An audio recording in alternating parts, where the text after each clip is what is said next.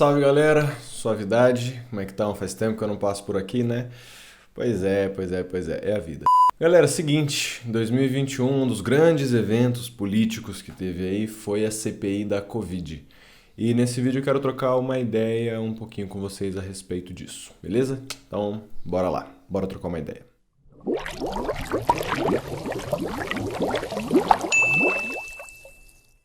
Antes de mais nada, como de costume, seja muito bem-vindo ao canal Dani Ideias. Meu nome é Daniel, eu sou professor e pesquisador na área de História e aqui no canal a gente conversa um pouquinho sobre política, sociedade, educação. Então, se você curte esse tipo de assunto, eu peço que você se inscreva, já deixa aquele like, compartilha pra galera, dá uma conferida nos assuntos que eu já trabalhei em outros vídeos e se puder e se você quiser, tem uma campanha de apoiadores aqui no canal, que é uma galera que apoia financeiramente esse trabalho, recebe algumas recompensas por isso.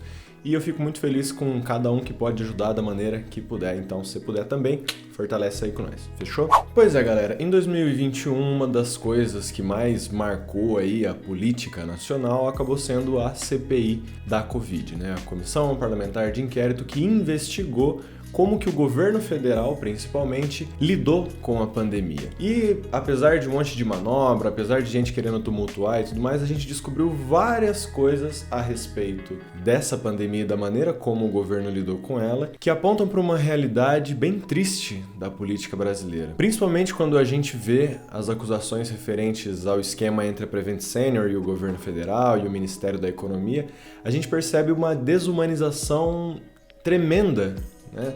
Uma despreocupação com a vida gigantesca, a ideia de fazer experiências de laboratório com seres humanos, assim, com pacientes, testar coisas sem avisar parentes, sem seguir protocolos que já faz tempo que estão aí dentro da medicina, principalmente por causa das coisas que aconteceram no nazismo, e ver isso acontecendo em 2021, sabe, em plena pandemia, a gente sabendo de um monte de gente morrendo, foi uma parada extremamente triste. Nitidamente, o governo estava colocando a economia acima da vida das pessoas. E o mais triste é que isso foi extremamente escancarado. Teve diversas falas de diversas pessoas vinculadas ao governo que deixou bem claro que pode morrer a galera, não tem problema não. O importante é a economia continuar girando. As pessoas morrem, vão continuar morrendo. O negócio é fazer a economia girar. E aí, vendo essa situação, uma coisa que passa na minha cabeça é: será que tem como mudar essa realidade? O que está por dentro dessa realidade? Quais são os valores que estão na base de uma sociedade que permite que isso aconteça? Aonde que está a base desse pensamento que coloca a economia acima da vida das pessoas? É claro que eu não vou responder essas perguntas de uma maneira simples, de uma maneira fácil e pronto, aqui estão as respostas para todos os problemas da nossa sociedade. É lógico que não. Mas sempre que eu vejo essa coisa meio fascista acontecendo na sociedade, eu recorro a um texto do Adorno, que é claro que não vai responder todas as questões, mas que pelo menos dá alguma luz para a gente prestar atenção nos problemas, nas características desses problemas sociais.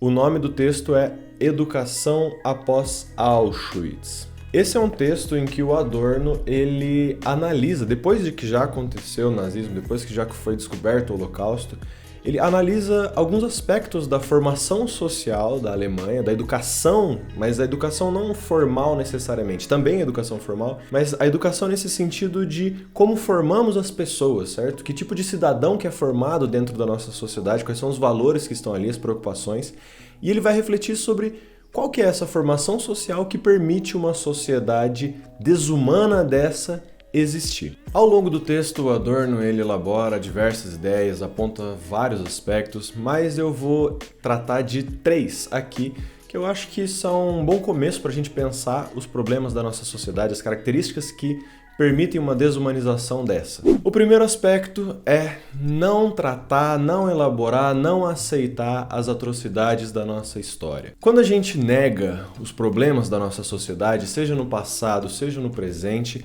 não tem como a gente buscar meios para resolver esses problemas. Então, quando a gente tem pessoas que não querem falar dos problemas sociais, quando a gente tem uma sociedade que evita ao máximo conversar a respeito daquilo que incomoda, a respeito daquilo que dói, quando a gente está toda hora fugindo daqueles assuntos polêmicos e até mesmo julgando as pessoas que querem falar a respeito desses assuntos polêmicos, a gente com certeza está contribuindo para que os problemas sociais, para que as desumanizações, para que as barbáries continuem acontecendo. Porque se mesmo olhando para elas, trabalhando elas, já não é fácil de resolver esses problemas, imagina se você nega, se você fala que eles não existem. Se ao invés de olhar para os problemas e lidar com eles de maneira real, você fala, não, a gente tem que ser leve, vamos prestar atenção nas coisas boas. Na humanidade não para de morrer. Se você falar vida, do lado tem morte. Não quero arrastar um cemitério de mortos nas minhas costas. Não desejo isso para ninguém. Sou leve, sabe? Tô viva. Estamos vivos. Vamos ficar vivo. Como que a gente vai impedir que a barbárie, que a desumanização, que a violência, que essas coisas aconteçam se a gente não aceita elas? Então, esse é o primeiro aspecto que é fundamental. Aceitar que a parada é complicada, aceitar que a sociedade não é justa, aceitar que a sociedade ela é cruel, aceitar que a humanidade ela é sim, em muitos momentos, bem horrorosa, bem violenta, bem pouco civilizada.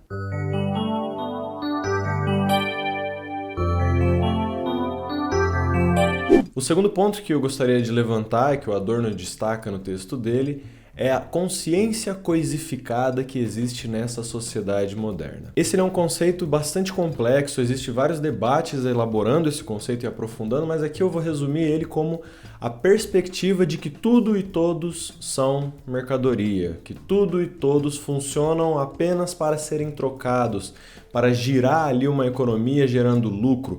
Tudo e todos servem para ser comprado e vendido. Então, quando a gente vê, por exemplo, o depoimento da advogada Bruna Morato lá na CPI, falando que os médicos eram orientados a ir reduzindo o oxigênio dos pacientes que estavam internados há 10, 14 dias, para que aos pouquinhos eles fossem evoluindo a óbito e liberassem leitos. O que está acontecendo ali? São pessoas olhando para uma determinada situação onde compensa economicamente matar os pacientes para liberar leito e assim continuar girando a economia do hospital, do que continuar tratando aquelas pessoas, do que continuar gastando recurso para mantê-las vivas. Então, poxa, o que funciona melhor para a nossa economia? Matar essas pessoas ou permanecer com elas internadas ali, a gente não sabe até quando, gastando recursos? Compensa ir reduzindo o oxigênio para que elas cheguem à sua morte devida, né? Afinal de contas, óbito também é alta. Por fim, o último ponto que eu gostaria de destacar aqui, retomando o Adorno também, é que essa sociedade reproduz a barbárie, essa sociedade desumana, ela é incapaz de amar, tanto a si quanto aos outros. Qual é a lógica? Quando você enxerga em tudo e em todos apenas mercadoria, apenas uma forma de fazer trocas para que a economia gire, não existe afeto. É tudo mecanizado. Tudo não passa de uma massa de pessoas que deve ser utilizada para atingir um objetivo maior. O afeto, a troca de sentimentos, a identificação com outras pessoas, ela não existe. Você não enxerga nem em si, nem nos outros uma vida que vale a pena. A única coisa que vale a pena é utilizar dessa vida para movimentar a economia e com isso conseguir lucro, conseguir ascender economicamente, conseguir consumir, enfim. A questão definitivamente não é o afeto. E aí é lógico, se a questão não é definitivamente o afeto, a vida também não vai importar muito, a não ser que ela gere lucro. É importante, galera, a gente entender que todas essas questões, embora elas digam respeito aos indivíduos que estão envolvidos nessas práticas desumanas, mais do que isso, elas estão falando de como que a sociedade funciona. É uma questão social. Se a gente tem essa perspectiva desumana, se a gente está toda hora só pensando em relações de consumo e de troca e de produção, é porque a sociedade funciona dessa maneira. E aí, qual que é a sociedade que funciona dessa maneira? Qual que é o modelo econômico que permite que a sociedade viva dessa maneira? Qual que é a ideologia, qual que é o pensamento que está por trás de uma sociedade desumana dessa, onde a vida pouco importa desde que a economia continue girando? Essa sociedade é a sociedade capitalista. Mais especificamente, no seu modelo neoliberal, que enxerga no ser humano nada mais do que uma peça, uma máquina que deve ser utilizada para fazer a economia crescer, para fazer a economia girar. A preocupação com as questões sociais, a preocupação com segurança, a preocupação com saúde, está longe de ser uma preocupação neoliberal. A preocupação neoliberal ela é com a economia, com a liberdade econômica. O negócio é fazer a roda girar, deixa a roda girar, deixa a coisa acontecer. Se vai morrer gente nesse processo, não tem problema. Então não tem esse lance de ficar em casa para manter a sociedade viva. Sai de casa, mesmo que isso gere a sua morte ou a morte de outras pessoas, é importante que você faça isso para manter a sociedade econômica funcionando, afinal de contas. O governo não tem que gastar os seus recursos para te manter vivo enquanto é mais seguro ficar em casa. Não, você que tem que sair, trabalhar, manter a economia funcionando, e aí se você morrer ou matar outras pessoas nesse processo, paciência, as pessoas morrem mesmo. Novamente, quando a gente vê o depoimento da advogada Bruna Morato e ela fala de um alinhamento entre o Ministério da Economia e a Prevent Senior, para a Prevent Senior fazer ali uns testes sem fiscalização, com o intuito de fornecer um kit Covid, que não tem comprovação nenhuma, mas que poderia fazer as pessoas saírem de casa e continuar trabalhando sem problema, a ideia é essa. Não importa se as pessoas vão morrer, o importante é que a economia continue girando. O Átila utilizou uma vez uma metáfora muito boa. Imagina que você quer mandar as pessoas para morrer, para a morte.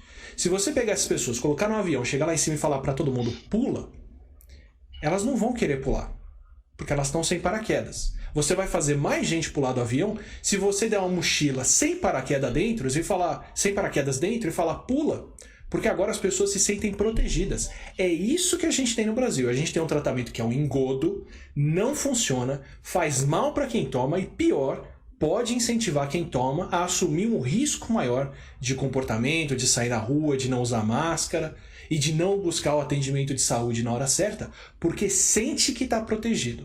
Todos, azitromicina, hidroxicloroquina, cloroquina, ivermectina, comprovadamente não funcionam. Esse alinhamento entre o Ministério da Economia e a Prevent Senior funcionou dessa maneira. Conversando ali também com o Ministério da Saúde e tudo mais, a gente não fiscaliza essas práticas desumanas da Prevent Senior. Vocês dizem que tem um remédio, que na verdade não funciona, mas assim vocês estimulam as pessoas a continuarem trabalhando tranquilamente, elas vão se sentir seguras, mesmo que na prática elas continuem morrendo e a situação fique cada vez pior. O importante é que a economia continue funcionando. O grande lance, galera, é que esse modelo neoliberal que coloca a economia acima da vida, ele não é uma coisa nova aqui no Brasil, tá? Pelo menos desde os anos 90 ele continua. Ali nos governos petistas isso foi um pouco reduzido com algumas preocupações sociais, algumas políticas sociais que de fato impactaram bastante a vida dos brasileiros, mas no fundo, a economia sempre esteve em primeiro lugar. E no governo Bolsonaro, com o Bolsonaro e com o Paulo Guedes, o neoliberalismo foi ao extremo. Ele chegou num ponto que nunca antes tinha chegado, mostrando essa face mais crua e mais radical, que deixa claro, com todas as suas palavras, que a vida é menos importante do que a economia. E aí a pergunta que cabe é, será que a gente consegue mudar essa realidade? Será que a gente vai conseguir desenvolver uma sociedade onde, em momentos de crise, a vida seja prioridade? Ou será que a gente vai continuar vivendo num modelo cada vez mais aprofundado de desumanização, de coisificação das relações humanas, pensando cada vez mais só em crescer economicamente, em lucrar, mesmo que para isso tenha que morrer um monte de gente? Eu não tenho as respostas para isso, mas concordando com o Adorno, eu acredito que a única maneira de fazer isso, ou pelo menos um passo fundamental nesse caminho, é primeiro aceitar os problemas da nossa sociedade, aceitar que em diversos momentos a gente toma atitudes que são desumanas, a gente tem na nossa história milhares de momentos onde isso aconteceu, e se a gente não olhar para isso, se a gente não perceber esses problemas, se a gente não buscar a raiz desses problemas, é lógico que a gente não vai conseguir resolver eles. Então tem como a gente alcançar uma sociedade mais humana? Eu acredito que sim, mas para isso a gente tem que mudar a maneira como a gente enxerga a função da vida. A gente tem que parar de achar que a vida é sobre necessariamente conseguir dinheiro e ganhar dinheiro e crescer e consumir. Se a gente continuar achando que a vida é a respeito de produzir, consumir, produzir, consumir, produzir, consumir, a gente vai continuar matando a nós mesmos, no berço ainda. E essa morte vai continuar sendo sinônimo de alta. Salve galera, muito obrigado por assistir até aqui e se você quiser conferir as referências que eu utilizei para fazer esse roteiro, elas estão todas na descrição. O projeto Dando Ideias é financiado coletivamente, a galera que apoia tá passando aí na tela. Se você puder e quiser contribuir, é só acessar apoia.se/apoio-Dando-Ideias e escolher o melhor valor para você, beleza? É isso aí, um beijo no coração, um aperto de mão sincero e valeu! Ah, que calor! Me ajuda